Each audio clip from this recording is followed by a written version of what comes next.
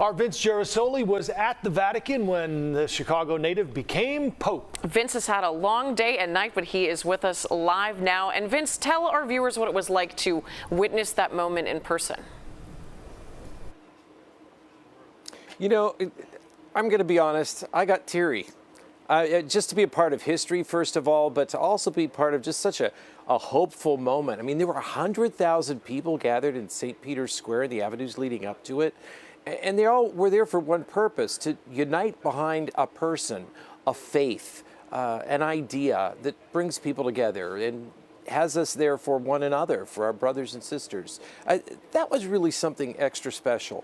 And I don't think I'm going to forget that feeling anytime soon. I'm not going to forget how I felt also, and I'm sure you feel the same way, when we heard that there's an American Pope. And guess what?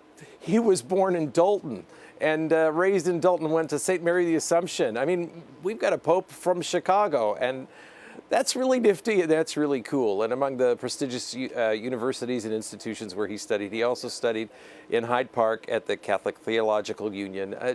And those ties to Chicago are important, but we also have to say that he spent a good portion of his career away from the city of Chicago, specifically in Latin America and in Peru, working really with the poorest of the poor. And that really opens a window into what his worldview is and what his views are as a Catholic, and probably what his views will be as the pontiff, as the person who leads the church forward. Just an idea of the person he is. He speaks 5 languages.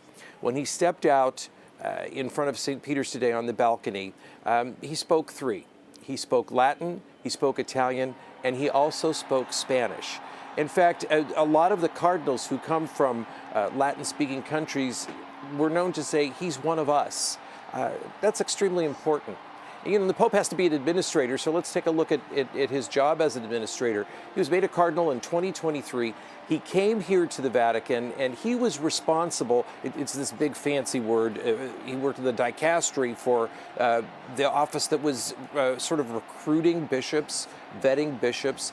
What did that do for him? That gave him a chance to form one-on-one relationships with a good portion of the people who are driving the Catholic Church right now, who are the people who are deciding what's important for their individual communities, and also for the people who are following sort of a pastoral path. And that's one of the things that his predecessor, Pope Francis, worked so hard on, was to make sure that those who were in positions as cardinals or as bishops were also pastors. So we need to celebrate the fact that he's an American, but also keep these other facts in mind and how that might influence his worldview and the direction the church takes in the future. Vince, everyone is watching, and in a way, I guess you could say the world is watching and listening. So what happens next? How does this work for a brand new Pope to go out knowing that everyone is listening, looking for clues about how he will handle his papacy?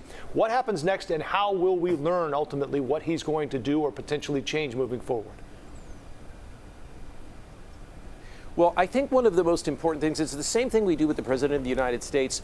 Where is the first country that the President visits? And what message does the President want to give with that visit? And that's something that we will look toward with this Pope.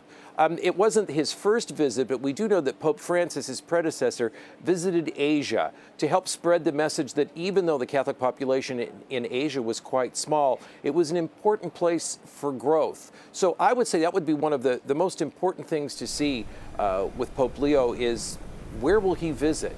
What will his outreach be?